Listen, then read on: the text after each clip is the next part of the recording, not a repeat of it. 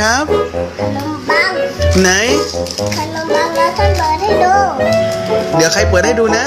เราผมเบิร์ดให้ดู อ๋อคุณมาขายขนมปังเหรอครับ ครับ ขนมปังไส้อะไรอะครับ ไม่ใช่เค็มครับ ไส้เค็มขนมปังไส้เค็ม ไม่ไม่ชด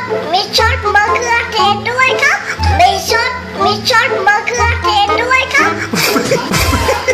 มีซอสมะเขือเทศด้วยเหรอครับ ไม่ชดขาไม่ชดขาด้วย ซอสอะไรนะ ชดขา ซอสขาซอสขาคืออะไรอะครับ ขาวชดขาว มายองเนส มายองเนส อ๋อเขาเรียกมายองเนสครับ ซอสสีขาว